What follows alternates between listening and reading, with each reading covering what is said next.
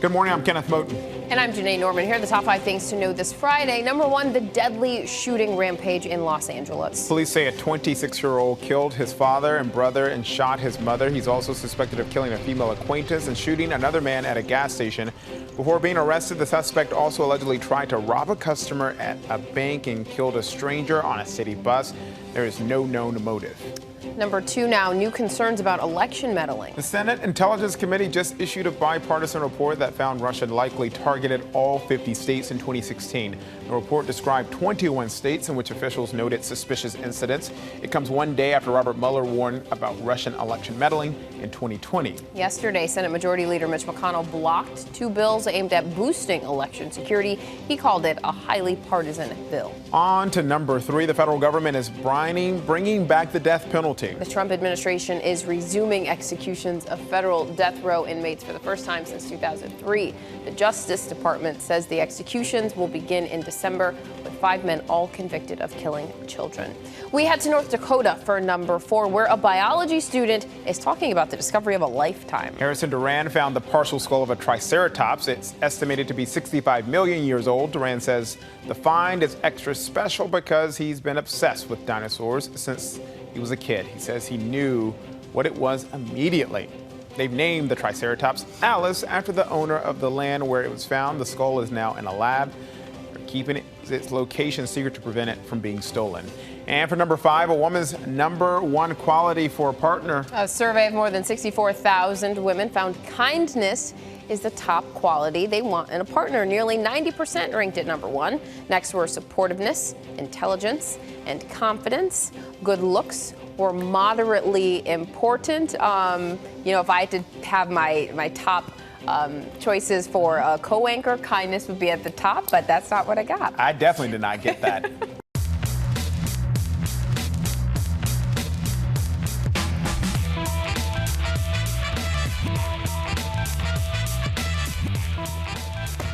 Good morning, everyone. Look at this. Product placement here. The only thing we're missing is the chicken wings, the little baby drumettes that are his favorite, because it is my man Kamo's birthday. And this is all you guys got me? Woo! No, we had like 6 bags of chips. I am halfway through one of them. I told them earlier that my favorite chips of all time, I can't just eat one. Were these Ruffles type and sour right cream. here. And then I told this story about You've controlled yourself pretty good. I couldn't find some yellow mustard. What you said they only had the fancy kind, right? Like Grey Poupon. And I'm like, I'm from South Carolina. I just need Where's some the classic yellow mustard. So I made sure that we got everything he needed. Well, thank you so much. His baby drumettes. I'm feeling the love around here. I got the Ruffles, the mustard. No hot dogs. No hot dogs, but a big happy birthday to. Thank you. To this guy. So go ahead and tell me. Like I said earlier, 55 has never looked so good. Go ahead. I'll sit here while you tell me what I mean to you. You mean that Yep, waiting. I never have to be the most inappropriate person in the room. I never have the worst jokes. Go ahead. And I am always the most beautiful on set. So I just really want to thank you for being born, and shout out to Mama Moton for making this possible. She's so sentimental. And I'm so glad. I love you so much. Happy birthday. Thank you so much. Do you see how he did that? Tell me something nice. Tell me something nice. There you have it. Happy birthday. See you next year. Thank you, everyone, for joining us on this joyous occasion. We are wrapping up another busy week in Washington. Most of them are. And we do begin this Friday with the latest efforts to sound the alarm on foreign election meddling, apparently falling on deaf ears on Capitol Hill. Senate Majority Leader Mitch McConnell has blocked 2 bills aimed at boosting election security. That's despite dire new warnings from Robert Mueller, the current FBI director, and the Senate Intelligence Committee. ABC's Trevor Ault is in Washington with the details. Trevor, good morning. Good morning, Janae. Happy birthday, Kenneth. You know, one of the main takeaways that was definitive from the Mueller investigation is that Russia extensively interfered in the 2016 election. And now some members of Congress are saying they need to act right now to keep it from happening again. But so far, this legislation isn't getting anywhere. Today, Senate Democrats say there needs to be swift action for Congress to protect the security of America's elections. Mueller's testimony should be a wake-up call to every American that the integrity of our elections is at stake. Those comments coming a day after Special Counsel Mueller's testimony, where he confirmed his investigation found Russia interfered in the 2016 election in a sweeping and systemic fashion. It wasn't a single attempt. They're doing it as we sit here. And they expect to do it during the next campaign. Following Mueller's testimony, a bipartisan Senate report detailed the extent of the interference, saying Russia gained unauthorized access to the personal data of hundreds of thousands of voters, and that officials in 21 states noted suspicious incidents or the scanning of their systems. Democratic senators responding, seeking passage of multiple bills bolstering election security, only to be stopped by Republican leader Mitch McConnell. It's just a highly partisan bill from the same folks who spent 2 years hyping up a conspiracy theory about President Trump and Russia. Senator McConnell has blocked nearly every effort to bring election security to the Senate floor, many of them bipartisan efforts, including some co-authored by fellow Republican and President Trump ally Lindsey Graham. With Congress locked in yet another stalemate, President Trump is focused on the Mueller investigation, telling Fox News it was an attack on his presidency. This was treason. This was high crimes. In terms of election security, Republican Senator Chuck Grassley said that there were also efforts to interfere in the 2018 election that the U.S. was aware of. And while he couldn't reveal the details of what he'd been told in a security briefing, he did say there was success in thwarting those efforts. Janae, Kenneth? All right, Trevor, thank you so much. Some serious stuff there. Trevor, I do have a birthday wish, though. Oh, boy. Okay. My birthday wish is that one day you can sit here, fill in, and just experience the joys of sitting next to the hair here. I was excited about it until I heard Janae's talk about being the most beautiful. I could fill that role. If you need someone to look worse than Janae Norman, I'm your guy. Trevor, do you want to say anything nice about Kenneth to make his day? Yes, Kenneth is great. Kenneth has been so sweet to me. Rented me a tie that one time. I did. And everybody, I want to say something bad about Kenneth. Yeah, go ahead, Trevor. Everybody here loved working with Kenneth. And so every time I come into work, everybody's like, oh.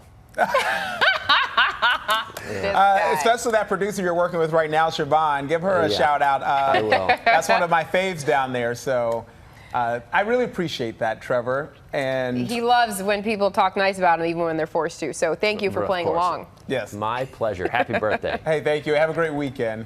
You too. And let's get to a series of arrests at Camp Pendleton, the largest military base in California, is being called a black eye for the Marine Corps. 16 Marines were taken into custody yesterday morning during a battalion formation. The Marine Corps says they were arrested for, quote, alleged involvement in various illegal activities from human smuggling to drug-related offenses. ABC's Martha Raddatz says more Marines could also be in trouble. It is possible that the Marines could face jail time depending on the severity and scope of what is found, but having 16 Marines arrested at once will likely lead to even more investigations and even more of a spotlight on human smuggling. Another 8 Marines are also being questioned about their alleged involvement in drug offenses. Investigators are trying to determine how financier Jeffrey Epstein ended up unresponsive with injuries in his New York City jail cell. Epstein is now on suicide watch, and the incident is being treated as a possible assault or suicide attempt. Investigators have not ruled out that possibility that Epstein paid someone to beat him up. He doesn't remember what happened. This all comes just a week after Epstein, who is awaiting trial for sex trafficking charges, was denied bail. President Trump is blasting Sweden after assault charges were filed against A$AP Rocky over a fight in Stockholm, captured on video and obtained by TMZ. The rapper was arrested more than 3 weeks ago, and a Swedish prosecutor says he will remain in custody until trial, set to begin Tuesday. The president tweeted, "Sweden has let our African-American community down in the United States. I watched the tapes of A$AP Rocky, and he was being followed and harassed by troublemakers. Treat Americans fair." The Prime Minister of Sweden replied in a statement saying, "In Sweden, everyone is equal before the law. The government is not allowed and will not attempt to influence the legal proceedings, which are now ongoing." An 18-year-old U.S. citizen who was picked up and held in a migrant detention center for nearly a month is now planning to sue. Francisco Galicia was born in Dallas. He was taken into custody even though he was carrying his Texas license, Social Security card, and a copy of his birth certificate. Galicia said he wasn't allowed to shower for 23 days and lost at least 20 pounds. ICE and Border Patrol say Galicia gave them conflicting reports about his citizenship, which he denies, and leaves you scratching your head if he had his license, social security card, and a copy of his birth certificate. About 700 pounds of fresh and frozen beef and pork are being recalled because they may be contaminated with human blood. The Agriculture Department says an employee at a processing facility in Birmingham, Alabama, may have cut himself during production. That meat was shipped to restaurants in Alabama, Florida, Georgia, Mississippi, and Tennessee. So far, no illnesses have been reported. And we're getting our first look at police rescuing 2 children from a hot car in northern Ohio, smashing a window to get them free. Officers say the girls' parents accidentally locked their car keys inside with their 2- and 3-year-old daughters Saturday afternoon. Thankfully, both of those little girls are okay. And they've actually been reunited with the officers who saved them. They got some pictures, some images, and it was very heartwarming. And so thankful they're okay this morning. And coming up, if you want to have abs like Queen Bee, maybe you can. Beyonce making her new meal plan available. We'll have all the details for you when we come back.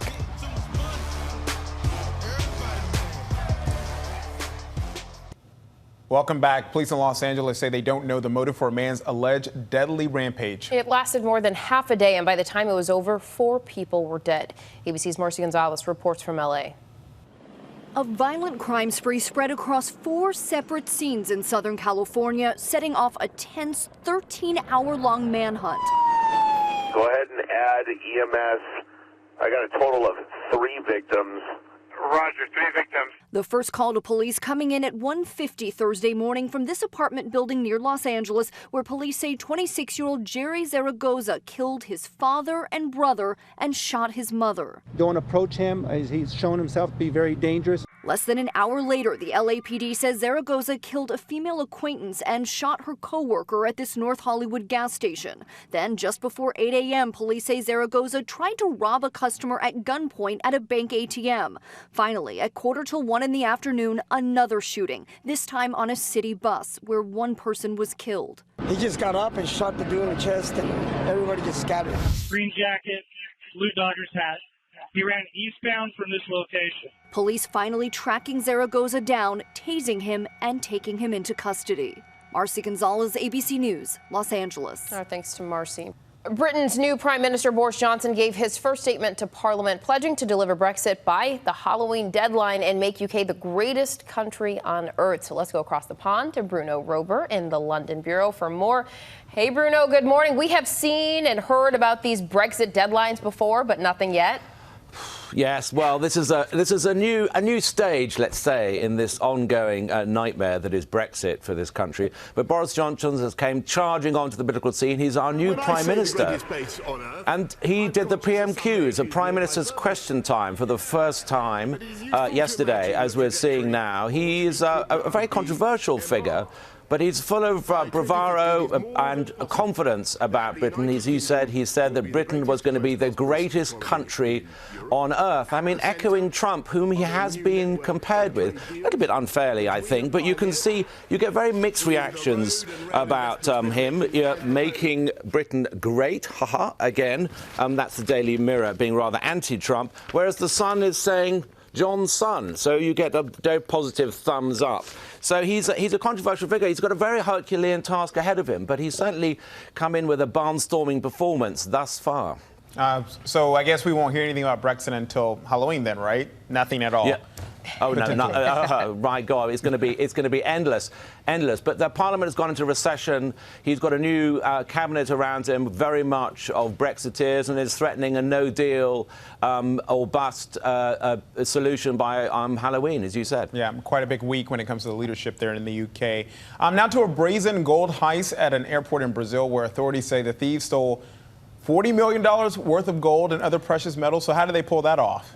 Well, they did it almost in a sort of like a Hollywood movie. There were 8 armed men dressed up as cops. They had cops' uniforms, armed. They were in 2 cars, disguised as police cars, came in and took the gold. I mean, it is extraordinary. The cars were found 12 miles away, abandoned, and thus far there is no word on whether any of the gold or other precious metals has been found.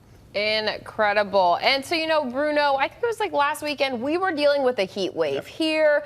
You guys are dealing with a heat wave there in London. And, one way to cool off, not sure how you, the wife and kids, are staying cool, but you could always go to Scotland to take a dip in Loch Ness, but there may be 2 Nessies to look out for.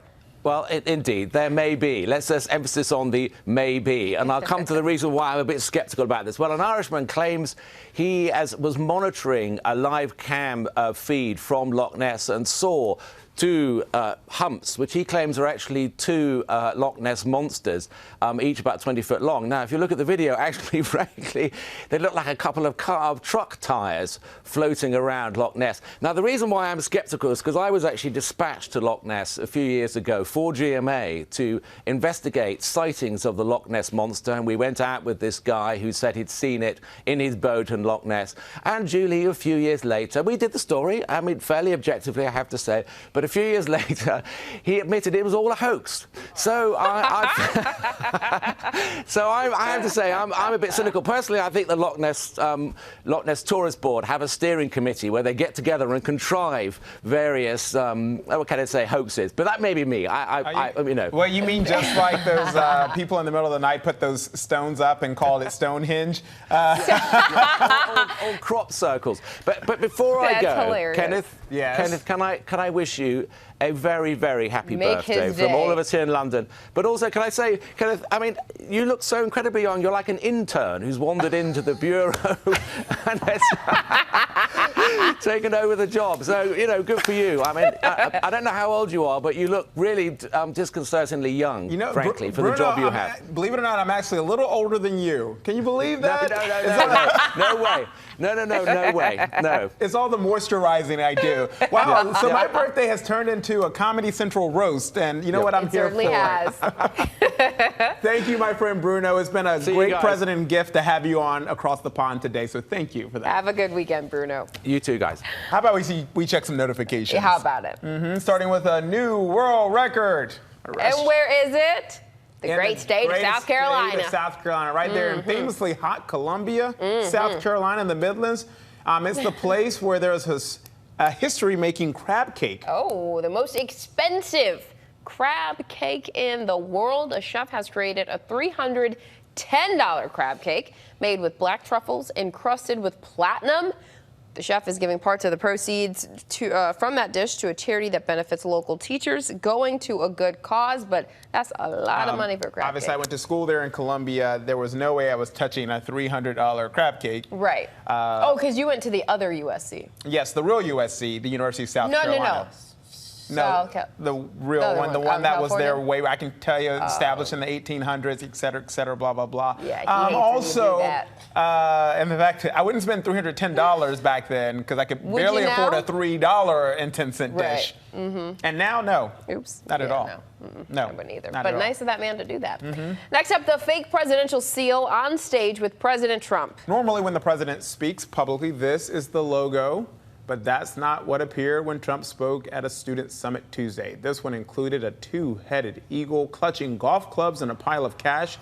An eagle with 2 heads is a symbol of the Russian Federation, and the banner also said, quote, 45 is a puppet in Spanish. A Virginia graphic designer says he made it last year but never expected it to make news. We're told the mistake was made by organizers, not the White House. A member of the video team apparently grabbed the image from Google Photos. That person has been fired. Now to a story that you can add to the That's Nasty file. An Indiana woman is facing charges because she wore these dentures that wouldn't have been a problem, except police say she stole them from someone else. The morning they were reported stolen, the suspect apparently wore them to a meeting with her probation officer, who told officials they clearly were not hers. So I wonder how they knew that. And I know, how shady of that. Right, he's like, those are not your teeth. Honey, I've seen your teeth last week. Where'd you get those dentures from? You just assume they stole dentures? Right. Those chompers are not yours. I guess. A little creativity helped the couple in Houston find the path to marriage. So John was trying to figure out how to propose to his girlfriend Tao for a year, and they decided to take a bike ride. He mapped out a 15-mile route through Houston that, when they looked at the app, tracking their progress, look at that. It spelled out, marry me. She said yes. He put in a lot of work for that. She was upset because she was like, why are we taking all these crazy turns? Yeah. And then it was wiped away with that simple question. There you go. And ready for a six-pack? The cost, a cool $99. So we're not talking about drinks. Right, no. About like a real six-pack. And that's less than like a gym membership. I'm pointing here because I got that. Oh, yeah. Beyonce making her brand new plan available to anyone who wants it for less than $100 a year. The 22 Days Nutrition Meal Planner is a plant-based diet with no alcohol, carbs, or sugar. Ooh, that's a tall order. Recipes include non-meaty dishes like avocado wraps and sweet potatoes or apple oatmeal with coconut bacon. Maybe. We're not really sure what kind of bacon. Yeah. And fava bean soup and soba noodle and edamame salad. So, would you do it? Would you do it? If it's only 22 days, no. Because I'm one of those people where like I can eat right for like 2-3 days max. 2 or 3 hours. And then I'm halfway through a bag of chips. 2 or 3 hours max probably. I'm not paying money to fail. So that leads us to our question of the day. Would you try it? Jinx. You don't know me. You don't know my life. We spend way too much time together. We're twins. Would you Tell try me happy birthday too. Would you try the Beyonce plan? We're definitely not twins. I'm way younger. Or tweet us at ABC News Live, huh? Look at this youthful skin here, though. Coming up, the Chan Zuckerberg Initiative. Robin Roberts' rare interview with Dr. Priscilla Chan and the initiative to help children with rare diseases she's working on with her husband, Facebook CEO Mark Zuckerberg. Stay tuned. Here's what to watch out for today. President Trump has a relatively quiet day with no public events, but he'll meet with Secretary of State Mike Pompeo and Acting Secretary of Homeland Security Kevin McAleenan in the afternoon. Vice President Mike Pence and Ivanka Trump are set to visit Jacksonville, Florida's Operation New Hope, which provides job skills, training, and support for people with criminal records. Vice President Pence will also speak to employees at Miller Electric about expanding workforce development opportunities. And Democratic presidential candidates are on the campaign trail. Senators Kamala Harris, Kirsten Gillibrand, and Mayor Pete Buttigieg are expected to speak at the National Urban League annual conference in Indianapolis. Senator Bernie Sanders is holding a rally tonight at Santa Monica High School in California, and Senators Cory Booker and Amy Klobuchar are making the rounds in Iowa at various events. Plus, don't forget to tune in to The Debrief for an update on all our top stories and The Briefing Room for a breakdown of the latest headlines in politics. Well, now to a rare one-on-one interview with Dr. Priscilla Chan. She is leading a multi-million-dollar fight against rare diseases all around the world with the Chan Zuckerberg Initiative, co-founded by her husband, Facebook CEO Mark Zuckerberg. Here's Robin Roberts. She is fast becoming one of the most prominent philanthropic leaders of her generation. Dr. Priscilla Chan, an up-and-coming game changer in the fields of medicine and science. Science, technology, engineering.